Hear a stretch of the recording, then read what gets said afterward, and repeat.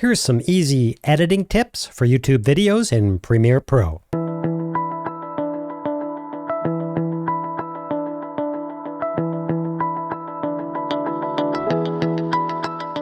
On my desktop, I have a basic Filmmaker folder. If you look in there, last couple of episodes right here, or here, there's 513, 514, etc. What I do is I take the last one, copy it, paste it into here. I remove all this stuff. I copy these and name them appropriately and open it up. I delete anything not needed, rename anything, and that way I have a clean place to start. I have my intro, my little pop-up thing, I have my little subscribe thing, little music down here that reminds me to put some in, if so. At the end, I have my countdown to my outtakes, a reminder that there's links below this, my little pop-up subscribe message goes along, my beep, boop, and in here I put, outtakes and things like that, another beep if I need it, and then my end. So I'm ready to start. So when I start filming and I'm ready, I import the footage into here and I start working over here and then take all these, move them all around, get them all where they should be, move all this stuff to the end, and I'm ready to render the video. Tip number 2, you notice in my project, I keep all this stuff in here. Over here, this is everything I reuse. So anything I need is sitting there. I don't have to go searching for it. Up here, under my assets, I have various things. I have my music, sound effects, and things like that. So every time I start a new project and copy it over, I have everything I need over here. I don't have to go searching for it every single time. It saves me a ton of time. The next step, you'll notice I have what the current video I'm working on is here, all the effect controls and how I manage that. This right here, effects. Normally you have all these effects in here that is provided in Premiere Pro. It goes on and on and on. You can create your own little effects bin here, and I use my most used ones set up in here. For instance, I have a wipe in there, dip to black, dip to white. When I want to turn something black and white, especially for my outtakes, I just drag it onto the video and I'm done. This is very, very handy. Tip number 4 is setting up the workspace within Premiere Pro to the way you work. I'm pretty quick about putting these videos together, but I know that I want my assets in here, my effects for zooming in and out here, the effects themselves over here, and as covered, my own personal thing here. I've set this all up. I have this all moved over here, max editing space over here, the browser over here where I can move things in, edit over here so when I click on something, I can manipulate it. That's just my workspace. You should set up your workspace for what works for you. I spend 99.99999% of my time in these various areas. Once you do that, go to Windows, Workspace, Save as New Workspace, and then you can name it. You'll notice here's my BFM, Basic Filmmaker Workspace. I can use any of the other workspaces that I want to here. Here we go to color. Everything resets to the color correction. When I go to edit a video, I go to Windows, Workspace, BFM, and there I am, all set up to edit the way I want to. This is really handy. Remember, everybody edits their own way. They have different videos. They have different needs. That's a really handy way to set up your workspace to exactly the way you work. Next tip. When I'm ready to edit the video, I take the footage I shot, I just drag it in here past all this stuff onto the track. Now instead of clicking on this and clicking on different menus and playing games, I have this set up for super fast editing. For instance, I want to cut there, that's the Q key. It's really fast. Q, bam. When I want to cut in between, I have the X key set up to here, bam, it cuts. Then I go over here, and I could hit Q again. So for a quick edit, I can go through and X and Q key through all of these. I go through here, let's X that out, Q that out, Q that out, X, Q, etc. And I could just rip through this thing, cutting it as I needed. Now obviously you'd be flipping through here, looking at it, seeing what's actually being said. But setting the X key and the Q key makes for really fast initial rough cuts and editing. Here's how you do that. Click on Edit, Keyboard Shortcuts, and you're presented with a bazillion keyboard shortcuts. To set the X and the Q key, it's very easy. You just come up here. Let's hit Q. It tells me what cues are set after I typed in Q. So you'll see right here, it can have multiple shortcuts depending on what you're doing. X, oddly enough, goes under Add Edit. Basically, an edit is a cut, as I've shown you. So if you add the X key to the Add Edit, you can just replace whatever is there as normally Control K. That way you can just X and Q through this thing like mad. That's how you do that one. The next tip is to bring your initial footage or footages, depending on how many you have, into here before you start chopping it up and everything else. You want to adjust it. You'll notice I leave a little bit of room around here. What I want to do is I want to zoom up on this, maybe 5-10%, just to center myself in the screen better. Let's go to Effect Controls. I have this 1 selected. Let's move it up to, say, 110%. Adjust it a little bit up and down where I want it. Now that's where I want this thing playing, right there. Do-do-do-do-do-do. Looks fine. Now when I go through and I start cutting things and Xing things and queuing things and editing all these things, I won't be left with a bunch of cuts. This is maybe 2 or 3 or 4. Sometimes I can have, 20, 30 running across a certain video and then realizing I want to reframe this or zoom it up and I have to do it to all of them. That is a real pain, especially when you added other things in here you don't want zoomed up. So start by zooming, if needed, your video to the point where it looks right, then start your rough cut and your editing and stuff like that. It'll save you a ton of time. Here's another trick. It has to do with editing and zooming up. If you're going along, I know I messed something up right here, blap, and then I go there. I want to cut that out. I'm not going to have the person sit there while I'm staring them down on the screen. It's creepy. So I'm going to end up cutting. Use our X key again. Come over to here. Use our Q key. So I know there's going to be a cut there. And there's a mess up there. X key there. Now instead of having this abrupt cut, boom, bam, simply click on where you cut and zoom in. Maybe say at 110. Let's go into maybe 120. Now this happens. Too much of a pause. Let's go into here. Let's X that out of there. Shift delete to close that up. Let's tighten this up right here. We'll use our Q again. Beep. That's too long. Let's just X that out of there. Let's Q that right there. Now here's what happens. Now, if I wanted this the same, normally, I did that on purpose. Normally, I would just cut first and then change the size. If you happen to change the size over here and it's supposed to go back to normal, just click over here, right click, copy your good settings, come over to this point, Control V or paste in there, bam. Now we're back to normal. So even if we change this around and moved it around to a place, you're not trying to figure out where exactly did I have that. Let's take a look. See, good cut. Next, we've made a cut, as just shown, where I go from here, I cut up 10%, 110 to 120, back to 110. Now you'll notice it can look sometimes a little strange. My eyeballs are right here. The eyeballs are always the frame of reference, and then they jump up. What I'll do is I'll go to the original point where I know I framed everything up, and I'll drag a grid line, boop, right there, right across my eyeballs. That way, when I zoom up, yeah, look at that. What I can do is click on this, and then I can use the position and match my eyeballs there. Let's get rid of this marker so you can see what's going on. You just drag it up to the top, bam, it's gone. Now watch the transition. It's on the eyes.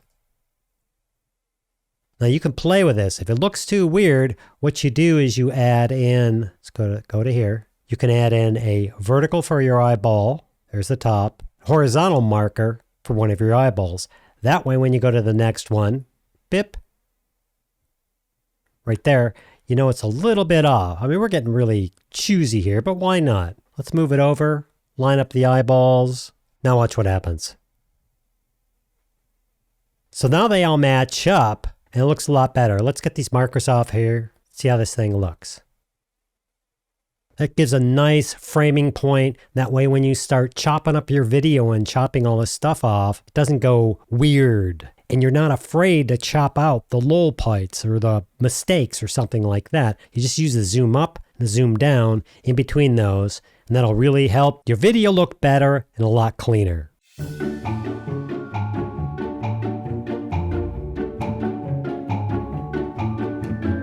Next tip, you'll notice over here, there's where we're working. If you notice at the top, copied from the last video that I reuse this, I have an adjustment layer here. The adjustment layer I take and I drag over everything. Before, after, before, after. Notice what happens? A little bit brighter, a little bit sharper. What happens is I have this adjustment layer I use every time because I usually film here. If you look at this adjustment layer and see what's happening here, turn it off, turn it on, turn it off, turn it on. I've made just some very minor corrections in some color. If you're going to make color corrections or brightness corrections or something like that, and your whole video is pretty much the same, you can play and put in an adjustment layer and do every single one. I suggest you wait till the video's over, add a subtle adjustment later there. You could play with colors, or you could just add a little bit sharpening to it, whatever you want to do. That way every time, especially if you're filming in the same place, you just copy the same thing over and it works every time. Adjustment layers are great. The next thing we can do is we can use a subtle, easy effect to separate things. For instance, we have this one where I'm talking here, right? We zoom up, talking, blah, blah, blah, come down. If I really want to separate that out from the rest of the video, go over here. Let's make sure this is selected. I'll go to my effects. And again, I have these preset effects I use all the time. I will simply double click and turn it into black and white. It really separates it from the other. I might not use it here, but if you have outtakes or things just screwed up or something funny, it's fun to jump into the black and white mode and back. Let me show you what this looks like. It really separates what you were talking about from the point being made. There's all sorts of ways to do this. You could zoom things in and out. You could black and white them. There's a ton of things. But separating between one part of your video to another, if you so choose, just makes it easier on the eyes, makes the points more clear, and it makes the video flow better. Now, in this one, I'm going to show a technique of using zooming to really accentuate a point I'm making. Here's what we got. Then I pause and I go to the next one. So we know, like before, use the X key to cut there, select it, Q key to tighten it up. I'm going to X, Q, I'm going to move to the next point, X, Q, move to the next point, X, I'm holding down the mouse while I'm doing this, Q, now it looks like this. Now the way we do this one is we're going to take and we're going to zoom on this one. Let's go here and let's make this 115. We're going to go to the next one. 120. We're going to go to the next one. 125. Now remember our lining up the eyeballs and everything else? I'm making a point here. We can line up the eyeballs. Let's just see what we have at this point. I would probably clean this up. X, select this. Use Shift, Delete. We'll tighten up to the next one if it's selected. Boop. Let's get rid of that thing. Just click here and hit Shift. Tighten this up. Maybe I'll run it here. Hit the Q. Now watch the difference. That's definitely okay. You might go with the black and white effect here if you wanted to or not. Again, we could play games with where my eyeballs are. It makes a point. I'm going to leave it. That's another way to make a point, chop something together, and just make it more effective on the viewer to where they don't have to wait. I'm making a very important point here, which is why I cut it this way. There you go. Now, if we wanted to, it's up to you. You're the editor, how you want to do it. We could use our trick before where we come up, blam, doesn't matter. We could use our black and white effect if we want. Select all three of these with the mouse, go over to Effects, add the black and white, bam. It just added them. 1, 2, 3. Notice how, you see how that's yellow? See the little green turn? Let me undo this. Undo. See that? Then I add an effect. Boop. That way you can tell that you add an effect to it. Let's take a look and see how this looks. And then it just creates more of an effect on the viewer. There are a ton of things you could do. You could flip it around, you could backwards, you could do it upside down, you can add different colors, whatever you want to do. I'm just showing you the skill set here on being able to go from one cut to another. It makes it easier on the viewer's eyes, and it really punches the point home. Okay, let's say I'm done editing. These down here are my outtakes. Let's move them away so we know. I'm going to X right there, delete that piece, I'm going to X there. I'm going to find the next one. Cue that. Cut. X that. Now these aren't all my outtakes. I'm just giving you an example here of what I would do. Let's do that. Now we would assemble this thing. Now I know over here before, remember? We have the outro going, the little flip up thing, da-da-da-da, the beep, then we do whatever, right? So I'm going to take, very end of the video, I'm just going to grab all this stuff right there. Let's drag it to the end of the video, right there. Boop. Let's zoom in. That's my little boop. I'm going to move that over to here. Zynga. Goes through, da-da-da-da-da-da-da-da, Basic Filmmaker University, beep, right there. We're going to move the next beep and the end thing. Just drag these, beep, down here. We're going to move my outtakes here. Right at the end of the beep. That right there, right there. I'm going to press the A key, which means I'm going to select everything. Move this all down. Boop. I want another beep in there. V. Select this, Alt drag to create a copy. Click in the middle, Control Delete key, close it all up. Here we go again.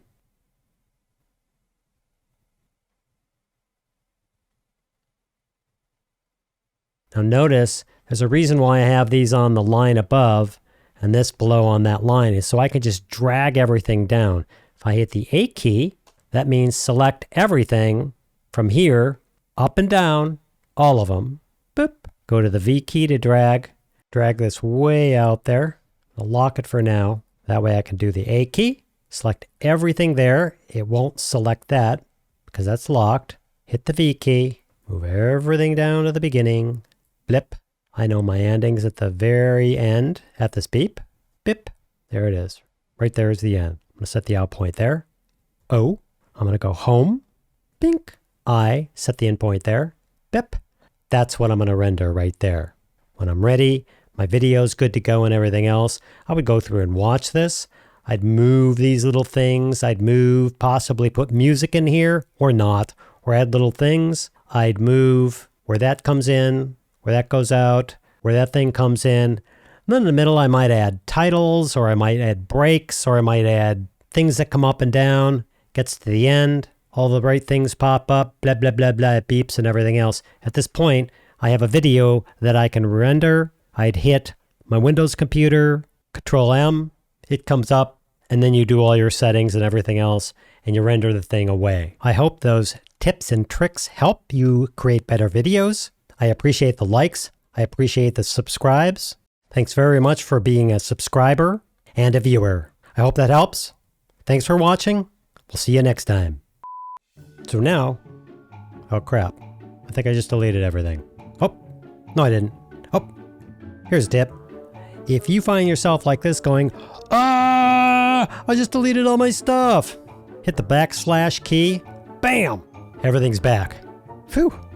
Glad I didn't delete it all because I just hit Control S and saved everything. Well, that would have sucked.